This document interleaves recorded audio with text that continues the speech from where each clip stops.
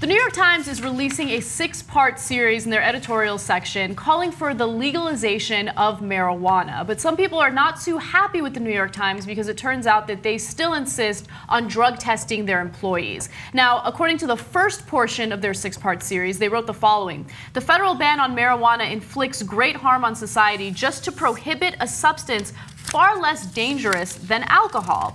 But a Times spokesperson responded to the criticism that they're getting, especially since they continue to drug test their employees, and they said the following: our corporate policy on this issue reflects current law. We aren't going to get into the details beyond that. So I actually have a lot of sympathy for them. I don't know, we'll debate it here, but number one, the editorial board does not necessarily control the policy of human resources at the New York Times. Right.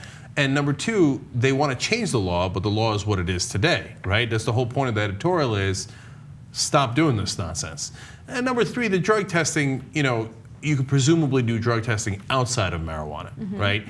So would I encourage the New York Times to head in the direction of not drug testing for marijuana? Of course I would.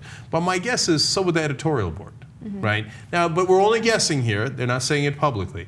And maybe I'm biased by the fact that I think it is a momentous thing for the New York Times editorial board to call for the end of prohibition. And I read the editorial and I loved it.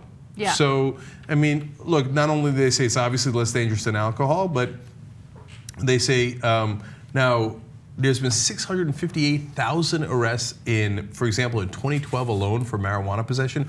All other drugs combined is only 256,000 arrests, right? It's amazing, 658,000 Americans put in jail, deprived of their liberty for smoking marijuana. And people since we all grew up in it, we think well, marijuana, I mean, that's illegal, right? But the reality is, as the New York Times points out, it's clearly less dangerous than alcohol and tobacco. If we grew up in a world where tobacco was illegal and marijuana was legal, we'd be like, well, obviously that causes cancer, and it causes cancer on people who aren't even smoking it because of the secondhand smoke. Obviously those 658,000 Americans should have been put in jail for smoking tobacco. That seems crazy now, right? Yeah. But it's also crazy to put them in jail for marijuana. It's even crazier. Absolutely. Yeah, I agree with you in the sense that the editorial board made a great decision on releasing this 6-part series. I think it makes a lot of sense, and it's based on logic as opposed to emotional fear-mongering that we've been getting from certain people in the country, right?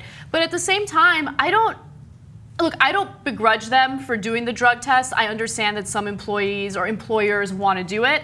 And even if it is legal, federally legal, I mean, maybe some employers are uncomfortable with their employees doing any type of drug, regardless, right?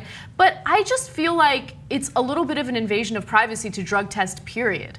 I think it's unnecessary. I think you hire employees based on their talent, their experience, their skill, and as long as they do a good job, that's all that matters. If there is any indication that they're abusing drugs and it's apparent in their work, then you can have a conversation about firing them. But I hate drug tests. I think it's totally unnecessary, and it really, I feel like my privacy is being invaded when someone tells me that I need to take a drug test. We've never taken a drug test here. Have you had any issues?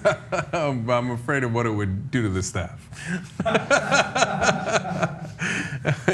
Tomorrow's show will be 13 minutes long instead of the normal 2 hours. Okay. Or maybe just 4 minutes and 20 seconds long. No, look, you make a compelling point.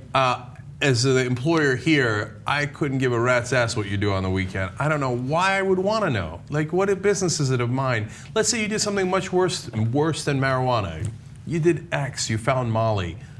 I don't care. Why do I care? Why do I care? Now, look, there is a reason to care from sometimes. You're handling dangerous equipment, you're driving, etc. So, although it lets the executives off and test the guys who are, actually handing out the papers, I would still test the guys driving the trucks. Because it makes sense. That's actually a safety issue, right? But outside of that, I mean, you think Tom Friedman isn't high?